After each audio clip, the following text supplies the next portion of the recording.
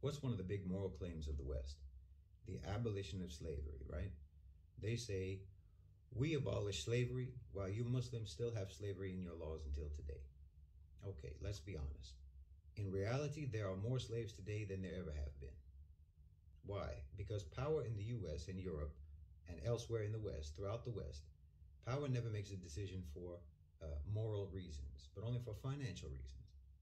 Now, those financial reasons may coincide with moral reasons, but that's accidental. And that's the case with slavery. When the moral reasons coincide with the financial reasons, then that just gives you a moral rationale for what is actually a strictly financial decision, to make it look like you're altruistic. But nothing could be further from the truth. The Emancipation Proclamation took place during the Civil War, not before it. It didn't cause the Civil War. It was just an economic weapon by the North against the South during the war. That wasn't a morally driven decision, but it allowed them to package their cause as a moral one. And they've been packaging it like that ever since.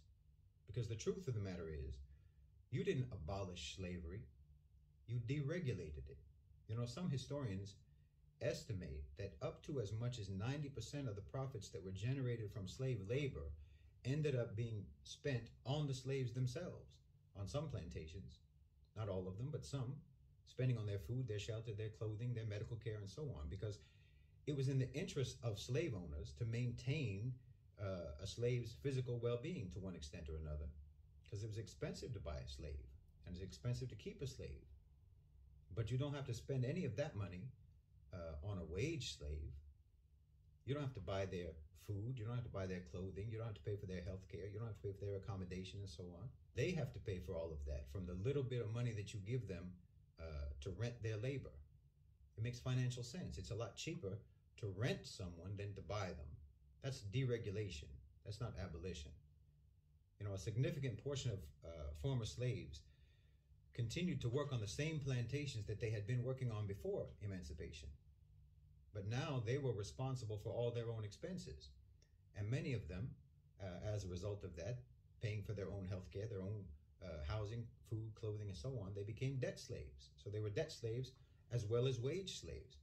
And you all found that model so successful and so lucrative that you expanded it to other sectors, like to the coal miners.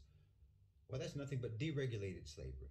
And you had established such a standard of brutality and inhumanity towards slaves that it put workers' rights in such a hole to where they had to fight tooth and nail just for basic decency, because they were all nothing but deregulated slaves. Oh, it was a genius move. And then, of course, you went around the world on your so-called moral crusade to abolish or to deregulate slavery everywhere, as if anyone in the world had been as savage as you in the practice of slavery. In the Muslim world, slaves were more like proteges, more like wards. The Arabic word that was traditionally used for a slave owner linguistically had the connotation of custodian or caretaker, or someone who is responsible for someone else. Slaves had the right to purchase their way out of servitude, and they had the freedom to pursue earning independent income. Well, there were some slaves in the Muslim world who had more money than their masters. There were slaves in the Muslim world who held high positions in the government. They weren't treated as subhuman. Slavery in the Muslim world wasn't based on race or ethnicity. There wasn't some sick quasi-scientific rationale claiming that they were inferior human beings. That's unique